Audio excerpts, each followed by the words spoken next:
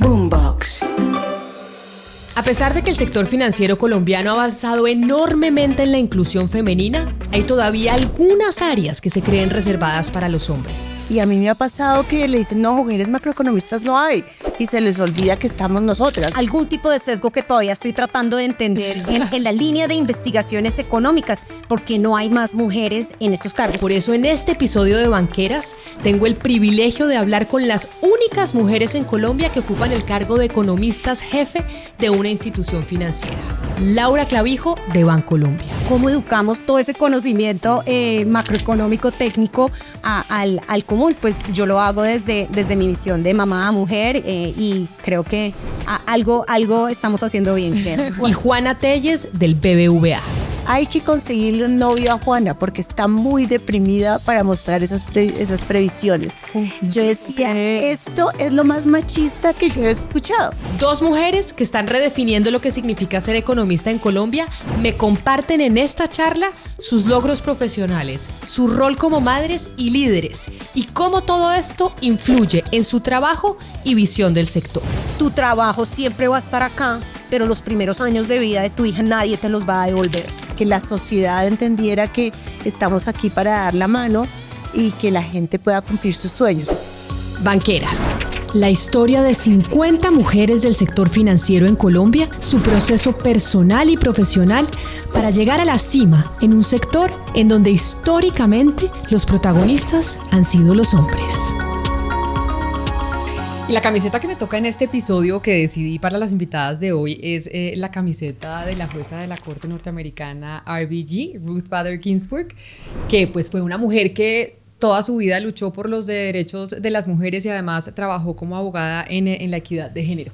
Y la quise usar para ustedes dos, precisamente porque ustedes están en el sector financiero, pero están en el sector financiero desde la investigación.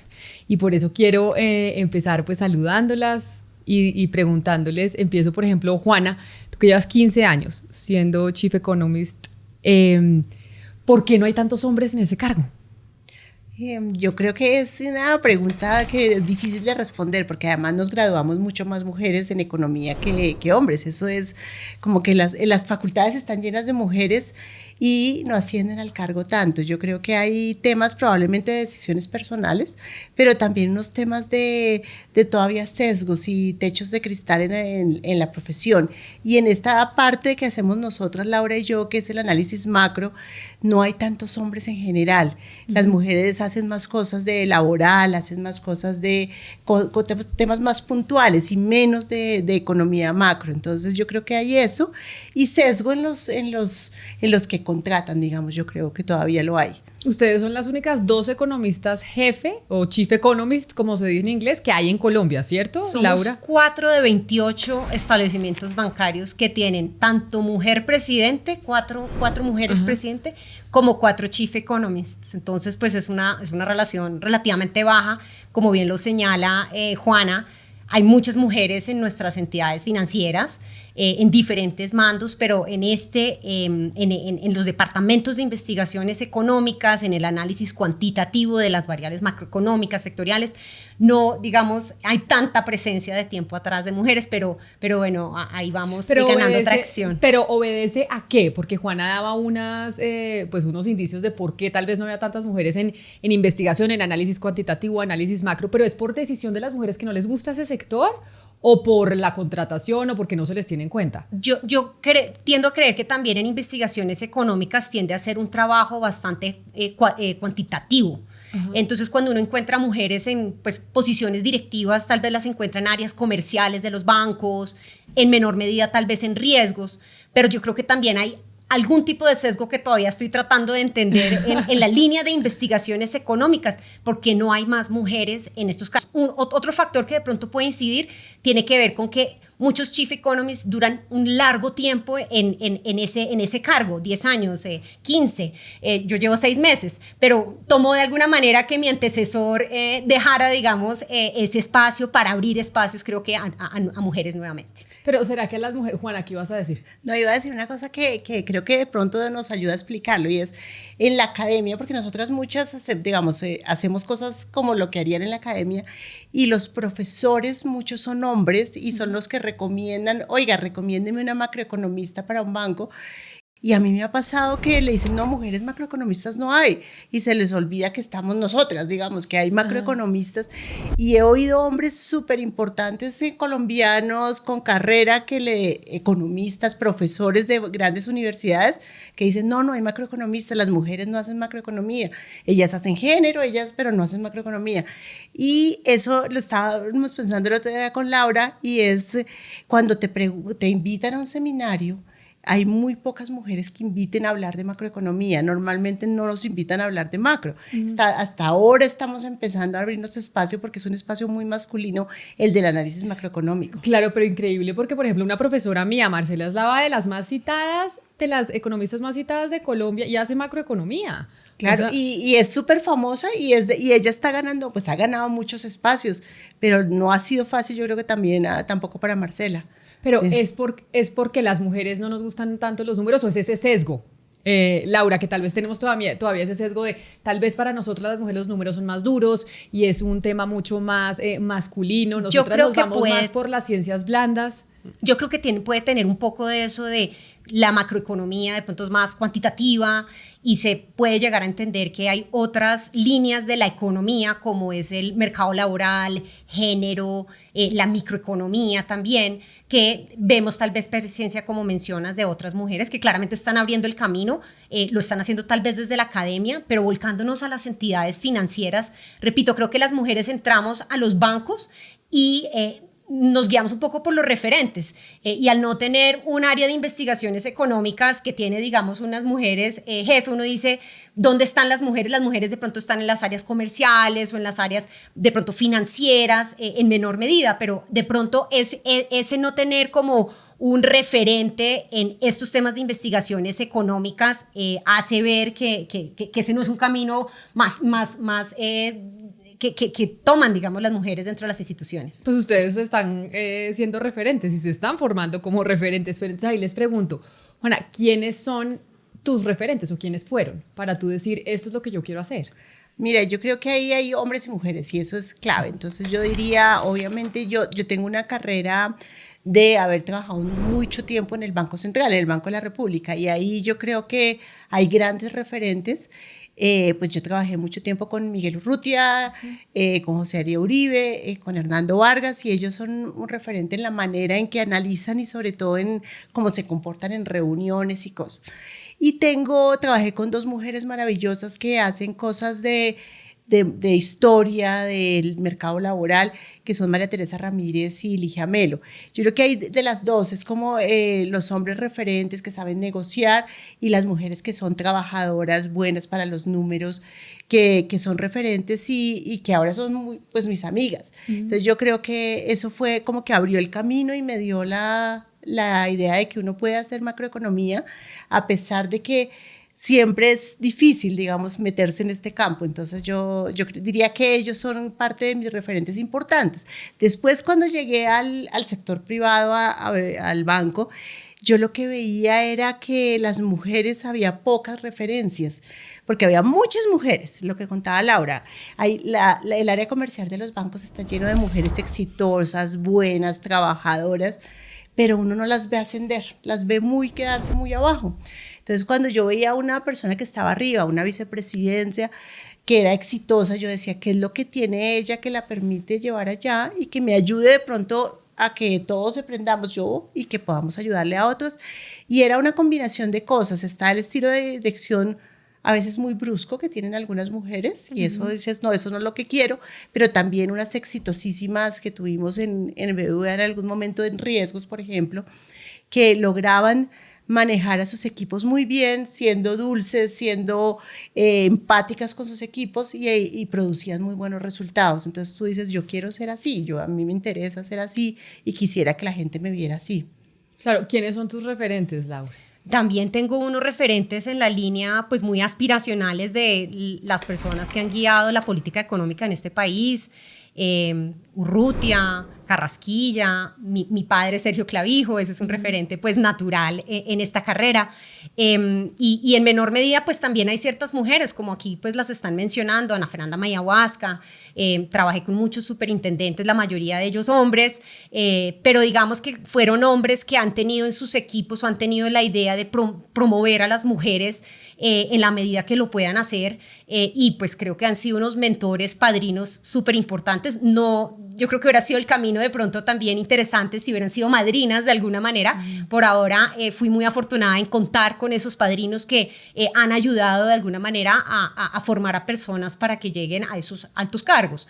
Pero sin duda pues creo que también tiene que ver a veces con la forma en que uno escoge, tiene que o siente que tiene que tomar una decisión en cierto momento de su vida, buscando ser madre, decidir si la carrera le da prioridad a la carrera, si siguen ascendiendo, si de pronto se vuelca hacia dedicarle unos años a la familia. Entonces definitivamente yo creo que en todo esto que hemos hablado debe haber algún tipo de sesgo, de autoexclusión de alguna manera de las mujeres, donde o toman ese camino unas pocas y de pronto toman ese rol un poco más fuerte, un poco más agresivo, un poco diferente, o las que de alguna manera, en mi caso, de completa autoexclusión de la vida profesional para dedicarme 5 años enteros a cuidar a mis hijos. El superintendente financiero del momento, Gerardo Hernández, cuando yo le presenté la renuncia para decirle que quería dedicarme a mi hija un tiempo, que pues por favor entendiera que yo no le estaba dejando en plena licencia maternidad el trabajo tirado, y no se me olvidará las palabras que me dijo, Laura, tu trabajo siempre va a estar acá, pero los primeros años de vida de tu hija nadie te los va a devolver. La mejor decisión que puedas tomar. Y todo me imaginé, menos que a la vuelta de 5 años terminé estando por fuera, digamos, de un empleo formal, me dediqué a consultorías, me mantuve activa. Pero después de esos 5 años de dedicarle mucho tiempo completo, mente, alma, corazón a mis 2 hijos, volví a la superintendencia financiera y en efecto ahí estaba mi puesto. Entonces no creo que sea el modelo para todo el mundo, no es el modelo necesariamente a seguir, pero denota un poco como algunas en nuestra psiquis todavía tenemos la idea de cómo voy a hacer para compaginar la vida de madre con esta vida profesional. Y creo que sí venimos evolucionando a tratar de encontrar esos espacios, pero falta camino. ¿Y sentiste que el hecho de irte esos 5 años, sé que volviste a tu puesto, pero sientes que si no te hubiera sido... A ver, hoy estás de Chief Economist de Bancolombia. Evidentemente es un cargo altísimo en el sector financiero, pero ¿sentiste que tu carrera se retrasó por cuenta de eso? Claro que sí, Camila. Además fue evidente porque yo desde la comodidad de la sala de mi casa, lactando a mi hija, veía cómo mis compañeros, mis colegas ascendían dentro de la superintendencia y yo decía, uy, si yo me hubiera quedado, si yo hubiera vuelto, si yo hubiera conseguido una niñera, un montón de dudas que uno genera, que uno mismo se plantea y de alguna manera contradicciones, porque estaba perfectamente complacida de la decisión que había tomado y nunca lo hubiera hecho diferente, pero por supuesto que uno sí se plantea mucho esa decisión. Curiosamente, cuando regresé al trabajo a encontrarme con mis amigas colegas que habían ascendido y que ellas de alguna manera habían tenido que dejar a sus hijos en la casa, ellas veían casi que con envidia la decisión que yo había tomado, y fíjate que yo las miraba a ellas como si yo había tomado la decisión equivocada. Yo creo que eso dice mucho, resuena mucho de lo que las mujeres constantemente nos estamos debatiendo. Contradicciones muy profundas. Fui muy feliz dedicada a mis hijos, pero tuve muchas dudas de si desde lo profesional era lo más indicado. Yo creo que en la medida en que podamos tener estas conversaciones y decir, oigan, no es el único camino, ni el de ella, ni el mío, pero cómo nos podemos ayudar para pues, ser felices, profesionales, exitosas en todos los ambientes de nuestras vidas, pues creo que hace parte de esta conversación que estamos teniendo. Y por eso es importante, porque ninguna decisión es la correcta, sino depende de cada una. Juana, tú sí no dejaste, tú hiciste tu licencia de maternidad y volviste a trabajar. Sí, el mío. ¿Pero tuviste esa duda? No, digamos, yo lo tenía clarísimo que quería seguir trabajando, digamos, que a pesar, y fue duro porque además mi hijo en su momento nació pretérmino, y ahí la licencia, ya ahora la licencia cuando nace pretérmino se alarga, en ese momento no se alargaba, era como lo que le tocaba a todos, pero a mí me tocaba un bebé que había nacido de 7 meses, entonces lo dejé chiquitico. Y claro, yo no tenía ese dilema, yo quería seguir trabajando porque me gusta trabajar, digamos, y sabía que tenía que hacer un esfuerzo, pero lo iba a hacer. Y lo hice, no fue fácil, pero tampoco, un poco lo que dice Laura, yo no tuve esa pelea interior de decir, ¿será que me quedo en mi casa?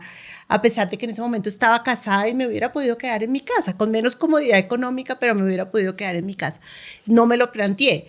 Y después creo que no me arrepiento porque lo que sí logré, y eso es lo que ojalá todas pudieran hacerlo, y es que me permitió mi trabajo y lo que hacía dedicarle el tiempo que necesitaba a mi hijo. Entonces el niño estaba en el jardín infantil y yo salía y lo recogía y lo puse en un jardín al lado del banco. Entonces él estaba ahí, yo almorzaba y lo recogía, almorzaba con él. Tenía comodidades para estar cerca de él que muchas mujeres no tienen. Entonces sí, no tuve ese dilema. Y logré, el niño ya tiene 13 años, ya es un jovencito, y el jovencito la verdad es que ha logrado, pues yo he logrado estar en todos los momentos de su vida escolar, de su vida familiar, entonces no me arrepiento, pero sí fue duro, digamos. Pero eso lo pudiste hacer gracias a que tú tenías la intención o que tuviste un trabajo y el sitio donde trabajabas te dio las posibilidades para poderlo hacer.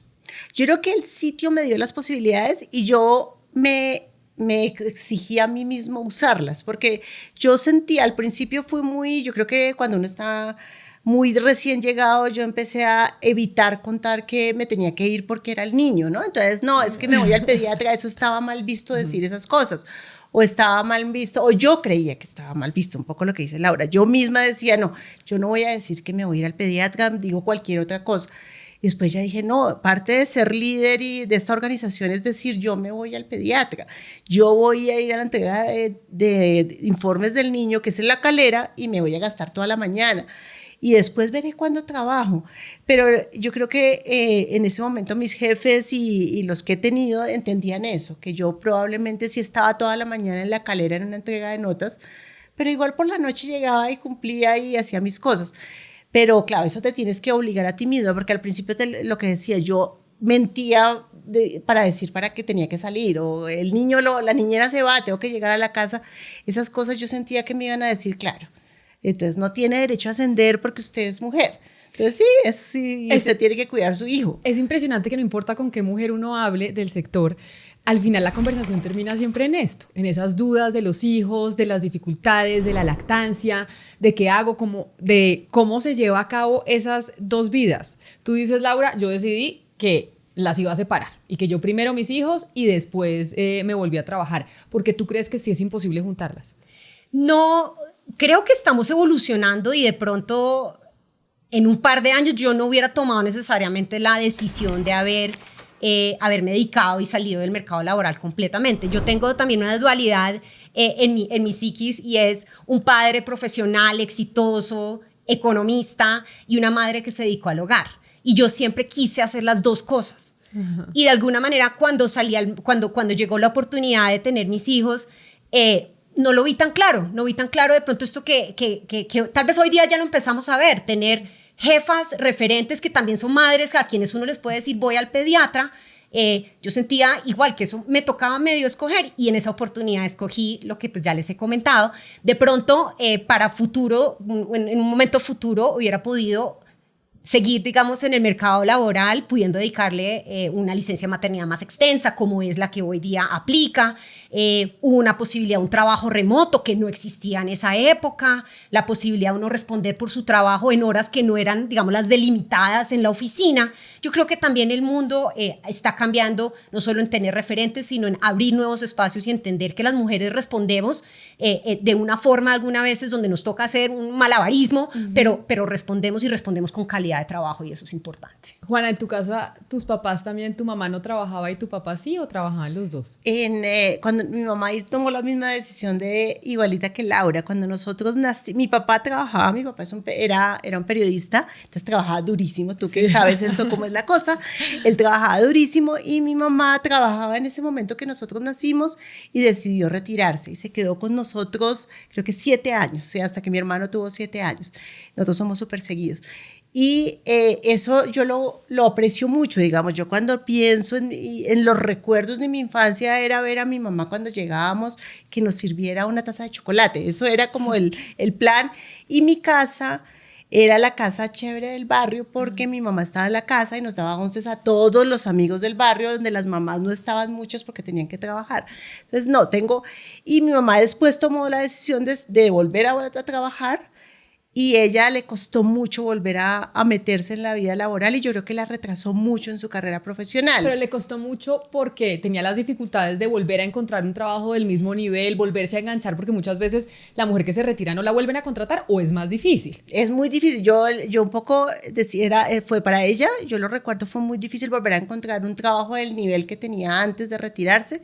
Le tocó como volver a empezar su carrera y nunca pudo digamos, nunca alcanzó a mi papá nuevamente, si uno los compara entre los dos, porque además los dos son comunicadores, ella nunca, y los estudios la verdad que muestran eso, que cuando las mujeres se retiran es muy difícil que vuelvan a encontrarse con su par hombre compañero, digamos. O sea, la brecha de género arranca cuando empieza la mujer a tener hijos. Exacto. Ahí es donde se empieza a dividir esa brecha. Y no se cierra nunca, digamos. Hay estudios de que puede ser una brecha salarial del 15, del 20% y cuesta muchísimo después que se cierre. Entonces mi mamá es un ejemplo de que no se cerró, ella no se alcanzó a pensionar, no tenía las semanas. Entonces yo creo que por eso también yo tomé la decisión mucho más segura de que yo sí se quería seguir trabajando. Eso te iba a decir, si eso que le pasó a tu mamá llevó a que tú dijeras, oiga, no, yo licencia de maternidad y vuelvo a trabajar. Oye, sí, ahora que lo estoy pensando, sí, creo que fue eso, porque además mi mamá después se separó de mi papá y se quedó sin pensión, sin nada, digamos, en su vida, y claro, después yo de pronto tomé esa decisión y lo tenía clarísimo, que no iba a retirarme así, amara infinitamente a mi hijo, que quería hacer las dos cosas. Claro, dices tú, mi mamá se separó y ahí yo les pregunto sobre la importancia de la pareja en el desarrollo profesional de la mujer. ¿Importa, no importa tener ese soporte al lado de quien está con uno en la casa? ¿Es fundamental o no lo es? Laura, en tu caso. Es fundamental y en mi caso mi esposo es arquitecto, dueño de su propia compañía, exitosísimo, y siempre me estoy acordando que cuando era pequeña alguna vez tuve una amiga y me invitaba a su casa y el que estaba en la casa era el papá, vivía en Estados Unidos, era un stay-at-home dad que llaman. Ajá.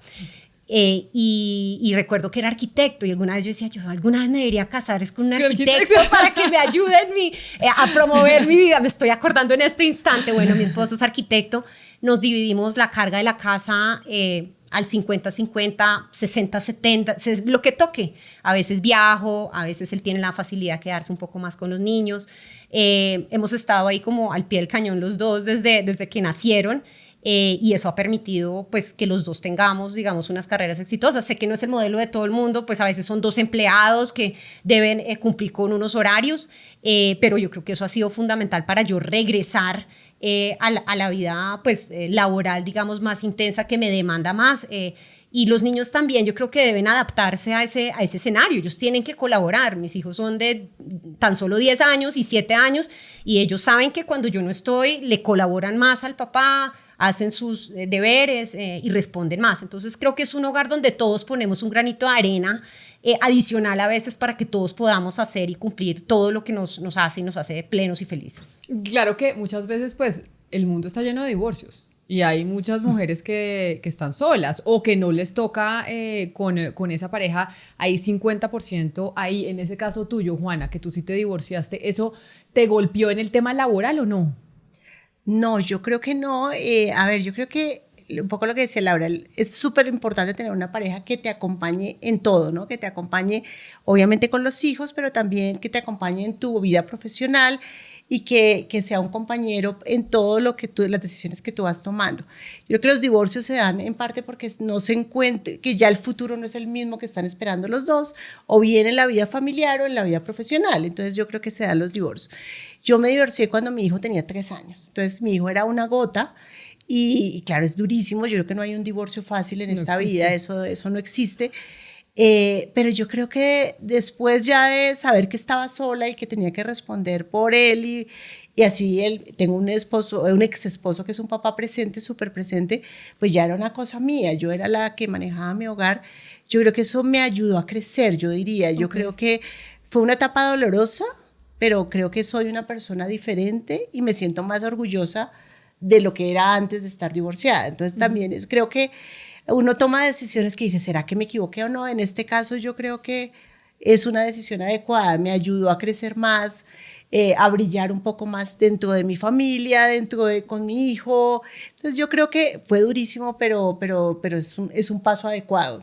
Esas vivencias de uno como mujer, y les quiero preguntar cómo ha influido en su trabajo como pues en economistas jefe aquí en Colombia. Alguna vez yo hablaba con Juan Daniel Oviedo cuando era director del DANE y él le puso mucho enfoque o mucho énfasis al tema de mujeres. Y yo le pregunté, ¿usted por qué le ha puesto tanto empeño al tema de investigar sobre las mujeres en Colombia? Y él me decía, pues porque yo soy hijo de una mamá soltera y de una mamá cabeza de hogar. Entonces, sí creo que en Colombia hay que investigar mucho qué es lo que pasa con las mujeres que están solas y que jalan su casa. Y ahí es como ustedes hacen investigación desde los bancos, desde el sector privado. Quiero preguntarles esa experiencia como mujeres, como mamás, desde diferentes ámbitos, ¿cómo influye en el trabajo que ustedes hacen? Yo trato de traer un sello personal al trabajo que vengo haciendo.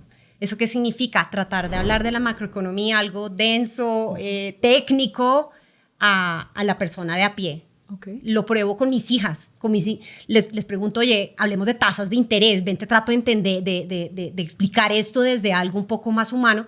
Y yo estoy tratando de traer un poco ese tono a la explicación que hacemos de todos los informes que presentamos y las presentaciones que damos. Es un toque femenino, es un toque personal, no sé si resuena con todo el mundo, pero tratamos de hacerlo un poquito más cálido, y yo creo que es algo que en el mundo tradicional del análisis económico no existe, de pronto no está bien visto, de pronto es muy acartonado, muy masculino, y yo creo que poder traer un sello personal genera como más confianza en lo que estamos haciendo, genera un referente diferente, a veces resuena, y yo creo que pues en eso estamos, digamos, en adición a hacer por supuesto todo el trabajo duro de datos duros, pero también es tratar de incorporar lo que llaman esas habilidades blandas en el comunicar, en el divulgar, en el hacer esto relevante. Es un trabajo que es muy dispendioso, muy importante, pero que a veces no llega, digamos, a donde debe llegar en la forma que debe llegar en sus lectores. Finalmente la tarea que hacemos, Juana, es la de educar. Claro. Entonces, nuestra tarea finalmente es de educar. ¿Cómo educamos todo ese conocimiento macroeconómico, técnico al común? Pues yo lo hago desde mi visión de mamá a mujer, y creo que algo estamos haciendo bien, creo. Bueno, tú llevas 15 años como Chief Economist, y ahí entonces cuando tú llegaste has visto esa transformación de cómo esas vivencias como mujer, como mamá, cuando tuviste a tu chiquitín en la separación a los 3 años, ¿sí influyó en la forma en que tú entregabas tu trabajo y el enfoque que le ponías y los temas que querías investigar? Uy, yo creo que sí. Yo creo que cuando yo llegué al banco yo no era tan sensible en los temas de género. Digamos, me costaba mucho, por ejemplo, lo que tú decías ahora, investigar y tomar, por ejemplo, el dato de empleo y abrir lo que pasó con las mujeres. Esas cosas no las hacía tan conscientemente, o no las hacía. Y con los años fui dándome cuenta que era importante ver la diferencia en las cifras de empleo, qué está pasando con las mujeres, en las cifras de pobreza, porque los hogares donde las mujeres son las que son el jefe de hogar, ellas, digamos, son más pobres. Esas preguntas que no era tan sensible al principio, digamos, cuando llegué acá, me fui dando cuenta que eran muy importantes, que era importante la diferencia de salarios, porque les pagamos menos. Y claro, hemos intentado hacer varias cosas, intentado leer esos datos de Colombia, y para lo que hizo el DANES fue impresionantemente bueno por eso, porque nos dio mucha información para entender a las mujeres y ver qué hay detrás de esas mujeres y de esos hogares donde ellas son cabeza de hogar y mayoritariamente son cabezas de hogar. Entonces sí, yo creo que el paso de los años me ha hecho ser mucho más sensible en eso.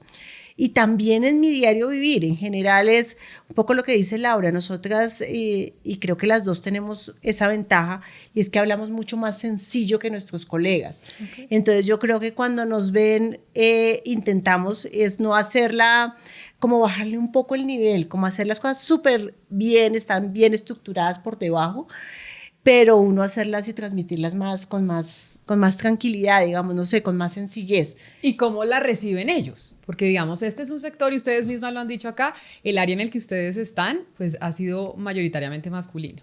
Y entonces ese cambio en donde llega ya una visión femenina a mostrar esos datos de una forma más clara, yo creo que un poco influenciada por el hecho de ser mamá, que uno quiere explicarle a los hijos muchas cosas, ¿cómo lo reciben ellos o sus pares? ¿O ha sido un proceso difícil de decirles, oiga, es que esta es la nueva forma en que lo vamos a hacer? No, yo he tenido buena receptividad hasta el momento por un factor, y es que no se puede perder la robustez en el análisis y el soporte técnico cuantitativo de un equipo gigante que es con el que trabajamos, ¿no? Tal vez yo siempre digo como que yo soy la voz y seré una voz femenina, pero es el trabajo de muchos cerebros muy capaces tratando de transmitir esa proyección de inflación que estamos creyendo para el crecimiento económico, como el 2024 va a ser un año tan desafiante.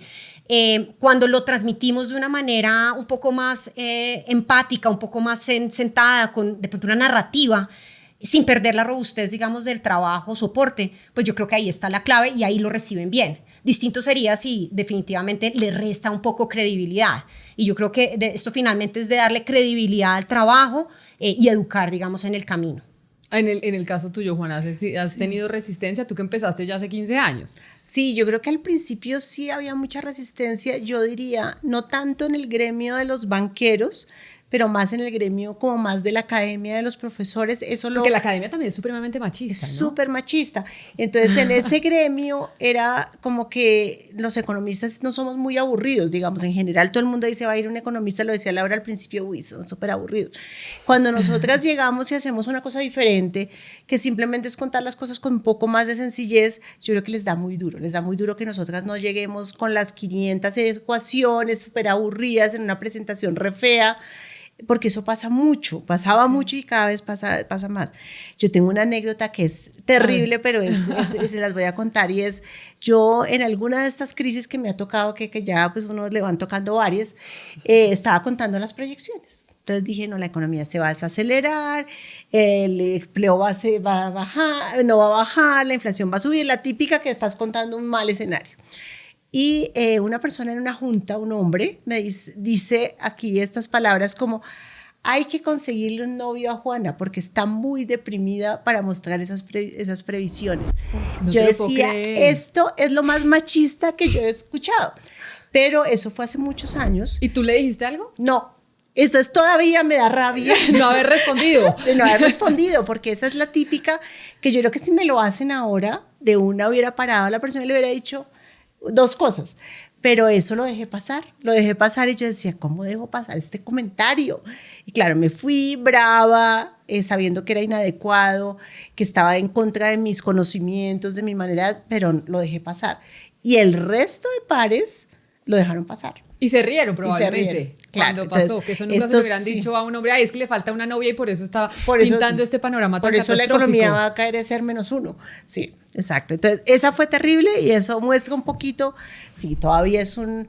Y no son todos los hombres, yo creo que ahí es un poco... Hay algunos hombres y hay algunas mujeres muy machistas también, porque en ese escenario que les cuento había hombres y mujeres. Okay. Entonces también es como la risa no son solo los hombres o son las mujeres. Y entonces un hombre que se te una un poco a la causa ayuda mucho en estas cosas, ayuda mucho porque ellos los escuchan un poco más acá. Entonces cuando tienes un jefe que te ayuda en la causa y te ayuda un poco a respaldarte, es súper importante. Un jefe hombre o un jefe mujer, pero yo creo que los jefes hombres son súper importantes. Y eso es lo bueno, que el sector bancario se está renovando. Entonces hay presidentes jóvenes que ya esto lo tienen aquí, tuvieron mamás que les dijeron, mire, yo creo que eso lo estamos viendo mucho nosotras en los jefes nuestros, pero también en general en el sistema, que hay una renovación muy valiosa. Y la importancia de los hombres y el compromiso en esto, ¿no? Y por eso ustedes tienen una cosa en común y es que las dos tienen hijo hombre, ¿no? Sí. Entonces, Laura, quiero preguntarte, ¿cómo educar? O sea, ya con esta experiencia, siendo exitosa como mujer en el sector financiero, no importa en dónde vaya a estar ese niño en el futuro y en qué sector, ¿cuáles son esas herramientas o por lo menos eso que le quieres dejar a tu hijo hombre para que colabore en esta lucha que tenemos las mujeres para poder lograr la paridad y la equidad? Yo creo que viene desde el día a día, cotidianamente, lo que uno hace. Y me gustaría pensar que ellos vienen sin sesgos. Los sesgos los tenemos nosotros. Okay. Entonces, cuando a mi hijo le digo que haga exactamente lo que le estoy diciendo a mi hija, de recoger el cuarto, servir el desayuno, él no siente que porque es que el uno lo tiene que estar haciendo el otro, cuando de pronto ha visto que, no sé, mi esposo no necesariamente, yo de pronto sirvo la comida, yo qué sé. Los sesgos de alguna manera siento que vienen es de los adultos, que ellos sepan de alguna manera crecer en la actividad diaria, en todas las labores distintas. Hay mucha literatura en los temas de género que muestran cómo las mujeres hacemos una cantidad de trabajo invisible. Okay. El trabajo en que en el grupo de trabajo, reunámonos todos, bueno, ¿quién va a organizar la vaca? Toma las notas? ¿Quién toma las notas? ¿Quién organiza el sitio donde vamos a ir al restaurante? Y eso está súper documentado, como porque siempre recurrimos a una mujer para hacer esa tarea. Pues de pronto entonces le voy a decir a mi hijo, oye, ¿por qué no me ayudas a escoger la decoración para la fiesta de esta tarde? ¿Por qué no podría hacer una tarea con la que él me colabora? Entonces yo creo que eso va desde alimentar, eliminar los sesgos que de alguna manera tenemos nosotros, a que las mujeres debemos hacer esas tareas, las hacemos bien o nos corresponde. Y lo otro que yo en mi vida profesional, y repito, he tenido unos padrinos increíbles, y yo no sé si porque al ser hija de sus colegas, okay, siempre de pronto me han visto, claro, en lo profesional, pues como una economista y profesional que soy, pero también me han visto como una hija. Okay. Y me han dado un tratamiento no preferencial, pero sí de yo qué quiero para una hija en su carrera profesional, qué oportunidades le voy a dar. Y muchos de mis jefes anteriores tienen hoy día hijas que se están graduando de la universidad, y ellos se han puesto a pensar qué futuro quiero para la vida profesional de mis hijas. Y han tratado de, creo yo, en conversaciones conmigo, replicar un poquito de algunas, digamos, de esas posibilidades, apertura, espacios para la lactancia en la oficina, licencias de maternidad, flexibilidad, pensando en qué futuro quiero para mi hija profesional. Claro, y Juana, tú que tienes un hijo también. Sí, yo creo que es cierto que ellos vienen sin sesgos y uno es el que se los tiene que, no se los puede meter. Y ese es el esfuerzo, desde que Juan nació, ese es el esfuerzo que yo he hecho, y me siento súper orgullosa, por ejemplo, que él ahorita es amigo más, tiene muchos amigas mujeres, y las mujeres lo incluyen en sus grupos, que eso me parece un mensaje de respeto, de que sabe incluirlas, de que las pone al mismo nivel, y eso creo que es ganancia. No sé, cosas básicas de cuidado, él tiene que cuidar a las otras personas, a sus abuelitos, a sus papás, a sus primitos, él tiene la tarea de cuidado también de otras personas y de su hogar. Entonces yo creo que esas cosas son claves, porque yo sí crecí en un hogar muy machista, donde al primero que le servían era el hombre, donde el que lavaba la loza era la mujer. Entonces yo decía, esto no lo quiero repetir. Por fortuna, el papá de Juan es igual, es un hombre que respeta, digamos, eso de igualdad y completamente en el diario vivir. Entonces yo creo que eso es un niño que entienda que las labores de cuidado y ser empático son para todas. Cuando yo defino a mi hijo es empatía, y por eso me siento muy orgullosa, porque es un niño que es empático, es un niño que efectivamente, si alguien está enfermo, él es el que dice, hacemos una sopita, ponemos una cobija, y eso me parece que le va a servir en la vida. Y profesionalmente también, o pues en su colegio en este momento, él intenta siempre rodearse de mujeres, además, y uno lo ve en las reuniones respetándola cuando la mujer habla, porque es que hay cosas que todavía están pasando, que las mujeres hablan y los hombres hablan más duro. O no les ponen atención. O no les ponen atención, o las parafrasean y lo vuelven a decir, y ahí sí la gente los escucha.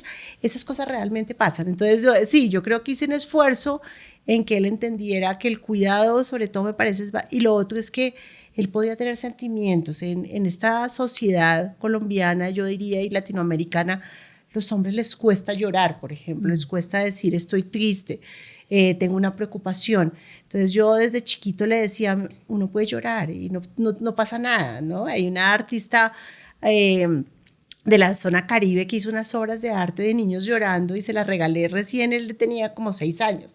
Como le dije, mira, los hombres pueden llorar, eso es parte de la vida, y yo creo que esa sensibilidad hace que vaya a ser espero yo, un compañero de trabajo ideal y un jefe ideal en el futuro. Ustedes que son las banqueras de los números y de los estudios, de las investigaciones, quiero que me cuenten si las saben, que me imagino que sí, las cifras del sector financiero en Colombia en términos de equidad de género. Laura, ¿tú las tienes? Pues, digamos, desde el punto de vista, por ejemplo, de inclusión financiera, uno encuentra una disparidad significativa que se ha venido de alguna manera cerrando. Más o menos el 92% de colombianos tenemos algún producto financiero. Y cuando uno va a ver la brecha, digamos, entre mujeres y hombres, no sé, más o menos son como unos 8 puntos. Okay. Entonces, claramente hay todavía. Y si uno se vuelca a los temas poco de crédito, es aún más, sabiendo que además que hay estudios que muestran que las mujeres somos mejor pagas. O sea, pagamos entonces, más cumplidas. Sí. Y yo creo que ahí también, volviendo a los temas de sesgo, hay que pensar en los sesgos propios y los sesgos de autoexclusión. Porque ¿por qué las mujeres no están pidiendo créditos? ¿Será que es porque no se los están dando? ¿O porque ellas mismas creen que no se los van a otorgar o no están en capacidad financiera, digamos, de asumirlos? Entonces yo creo que eso es un trabajo que todas tenemos que constantemente hacer de en qué momento nos estamos autoexcluyendo. Cuando yo dejo el mercado laboral 5 años, yo me estoy autoexcluyendo. Claro. ¿Qué oportunidades hubiera podido hacer diferente, digamos, para no haberme autoexcluido de esa manera? Son sesgos que de alguna manera todavía seguimos teniendo y que pues hay que irlos derribando poco a poco, pero definitivamente el sistema financiero es un buen ejemplo donde hay mucho para hacer en política, digamos, de género, pensando, por ejemplo, en inclusión, como menciono. Eso en términos digamos, de los clientes, de la ciudadanía. Ahora quiero hablar adentro del sector financiero, donde ustedes están, donde ustedes trabajan y ustedes están en cargos directivos, pero en esa pirámide, en los cargos directivos no hay tantas mujeres. Digamos que en la base hay muchas, pero quiero que ustedes que tienen, Juana, las cifras exactas, me cuentes un poquito de cómo está dividido. Exacto. Si uno coge, digamos, los informes de Asobancaria y mira el sistema financiero en general, son más mujeres que hombres los que trabajan en el sistema financiero. Las mujeres somos, creo que el 58% digamos, de todos los que trabajamos en el sistema financiero. Pero cuando va subiendo la pirámide, entonces se te va en cargos, no sé, de alta dirección, probablemente estamos en menos del 15% de presencia de mujeres. Alta dirección me refiero a la primera línea de mando, las vicepresidentas, los presidentes, las juntas directivas. En las juntas directivas del sistema financiero han entrado mujeres recientemente, pero todavía yo creo que la cifra debe estar cercana al 15% de participación femenina. Y luego te vas bajando, no sé, al segundo nivel de dirección, al tercer nivel de dirección, aumenta un poco del 15 al 20, al 25, al 30, pero todavía es muy inequitativo teniendo en cuenta que tienes más del 50% que son mujeres. Entonces sí hay todavía una brecha en este caso. También hay una brecha salarial, digamos, los estudios de Asobancaria muestran que para el mismo cargo probablemente, o existe todavía una diferencia en el pago, no es tan fuerte como la del país como tal, pero también el sistema financiero tiene una brecha de pago respecto a mujeres y hombres, también existe. Entonces sí, todavía hay cosas por hacer, hay muchas cosas por hacer. Y lo que decíamos antes es que cuando vas a una oficina bancaria, ahí hay muchas mujeres súper inteligentes y súper buenas. Entonces uno no, como que le cuesta ver por qué no logran ser después gerentes de zona, luego gerente de la banca. Entonces no suben muy fácilmente, ¿no? Entonces eso es lo que se nos queda, todo ese talento se está quedando abajo y no lo sabemos rescatar y para posiciones más de dirección. Yo creo que ese es el reto que tiene todo el sistema financiero. Ese es el reto que tiene el sistema financiero y que tienen todos los sectores, porque esto pasa en todos los sectores. Pero entonces ese 58% de mujeres que están en el sector financiero y que ven en ustedes claramente un referente, que ustedes ya son mujeres referentes que están ahí. ¿Qué es lo que qué es lo que ellas deben tener en su cabeza y que es clave para su desarrollo profesional y que tienen que introducir en su mentalidad para no quedarse ahí estancadas? Laura. Yo creo que tener algo de autenticidad en llegar como somos, mujeres, madres de familia, hijas que de pronto estamos cuidando a adultos mayores, y poner eso sobre la mesa. Como lo decía Juan al inicio, pues durante muchos años y en el sistema financiero siempre escondimos que teníamos que ir a hacer algo y llegábamos maquilladas, entaconadas, perfectas, pero pues nadie sabe todo lo que había pasado anteriormente para esa producción.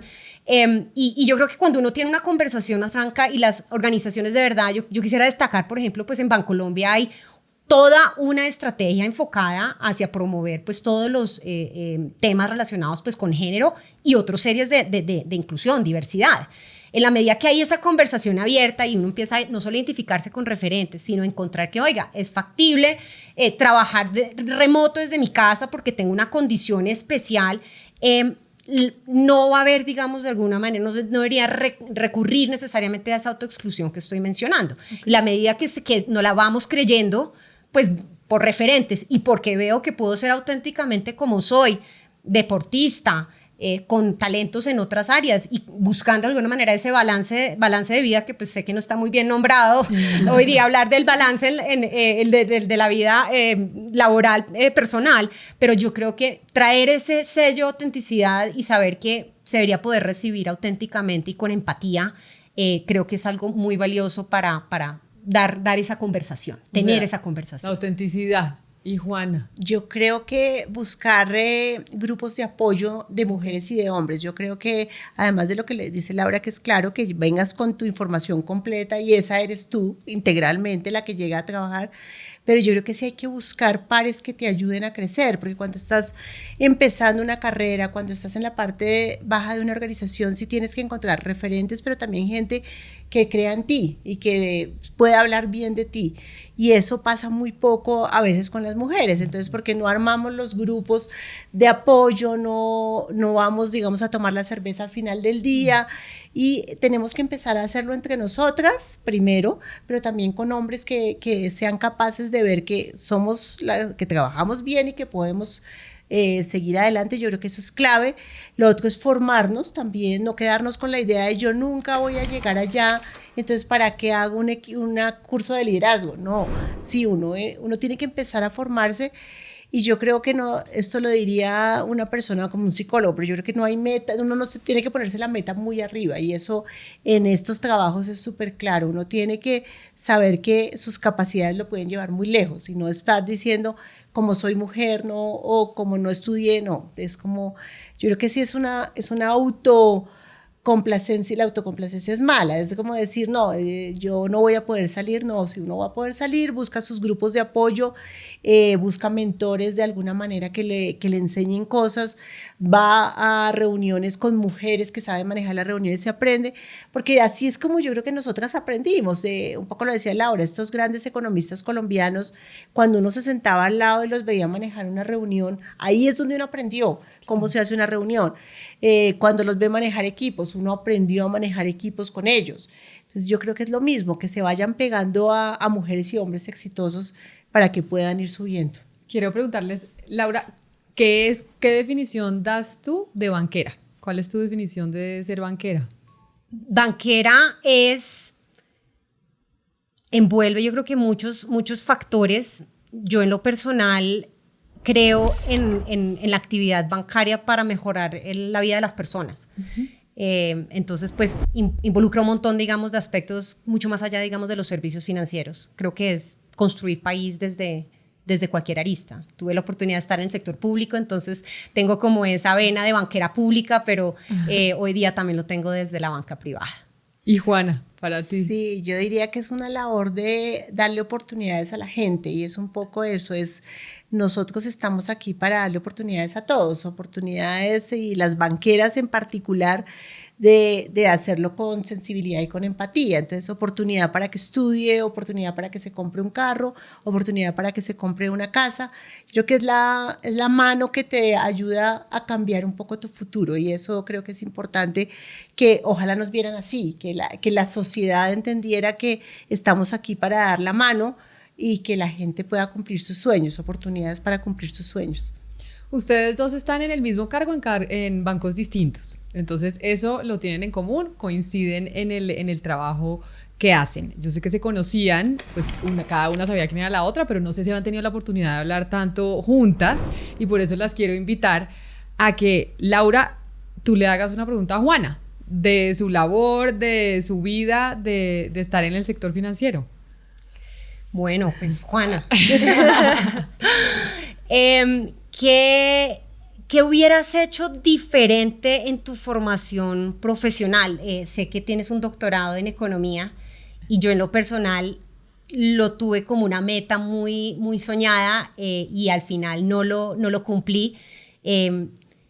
Y tengo la pregunta si hoy día, donde estás, ¿volverías a tomar esa decisión o qué otra alternativa de carrera académica, digamos, considerarías hoy día?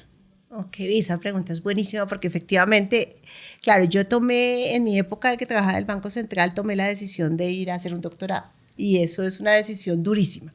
Y yo siempre lo que le digo a la gente cuando me pregunta si debe hacer un doctorado, hay que pensarlo muy bien uno para qué quiere un doctorado. Y yo soy de las que creo que el doctorado sí me dio muchas cosas.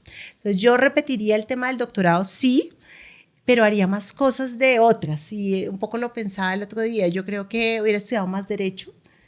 Y eso que yo estudié en la Javeriana, y en la Javeriana nos enseñaban muchísimo derecho. Pero efectivamente Laura me la encontré muchas veces, ella estaba en el lado supervisor. Y yo decía, tengo que entender más regulación, tengo que entender más cómo se lee una norma. Y eso me ha tocado aprenderlo ahora y estudiar muchísimo. Entonces yo hubiera hecho eso más. Y lo otro que siempre hubiera hecho es algo de psicología y de entender un poco que para los economistas es clave. Entonces hubiera hecho esas dos cosas, un poco más de psicología y un poco más de derecho, diría yo. Pues me hubiera ayudado mucho en mi formación profesional. Lo hago ahora, pero ya no lo hago tan formal. Entonces, sí, yo creo que lo hubiera combinado con eso. Esos arrepentimientos que muchas veces tienen los economistas de no haber hecho el doctorado, ¿no? Eso es como lo de la discusión de ser mamá o no ser mamá, de dejar el trabajo o no dejar el trabajo. Sí, claro. Entonces todo el mundo le decía a uno si hay que hacerlo, si no. Los economistas mayores, muchos no lo hicieron, pero no lo pudieron terminar en el último momento. Entonces, claro, yo dije, ya me metí en esto, lo termino y lo hice. Pero sí, es un sacrificio personal muy fuerte. Eso es, claro. Sí. Ahora, Juana, tu turno para preguntarle a Laura. Yo un poco me encantó lo que dijiste de que estás poniéndole un toque, y yo creo un toque especial a ser economista jefe de Bancolombia. ¿Y eso qué significa? Porque me parece súper interesante. Como dijimos ahora, Laura lleva 6 meses, yo llevo mucho tiempo ya. Entonces, ¿qué significa ese toque? Eso me pareció súper lindo porque yo sí creo, y ahí para no avergonzarnos de ser mujeres, sino al contrario, ponerle nuestro toque. Entonces, un poco, si podrías contarnos un poco cómo lo estás viendo, a ver si me copio cosas. Desde la competencia. Pues una cosa que no les conté es que soy triatleta y maratonista. Le dedico muchas horas al deporte y no sé si para justificar todas esas horas dedicadas a la bici, a la corrida, trato de incorporar un poco de esa temática dentro de lo que vengo analizando. Hablo de mis hijos en algunas, digamos, de esas conversaciones.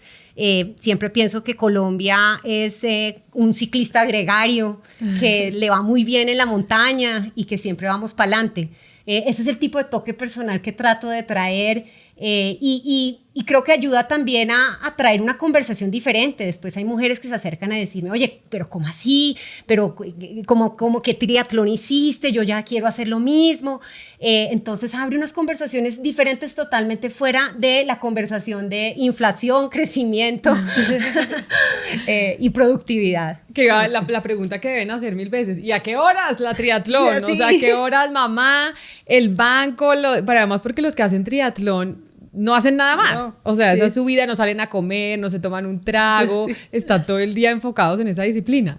Entonces, sí, pues un poco de eso, no, hay que encontrar el balance en la vida, porque si no da, pero se trata de ser muy eficiente en muy pocas horas del día y bueno, siempre trato pues como de traer buenas ideas mientras corro.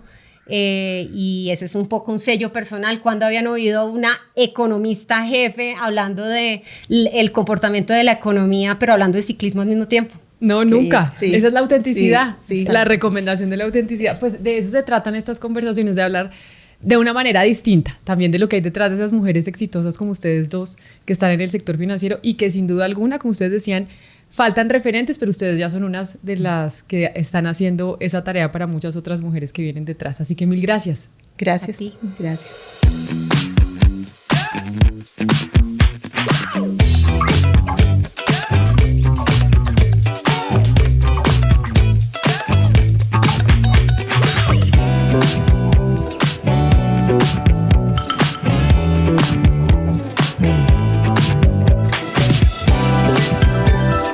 Bancaria.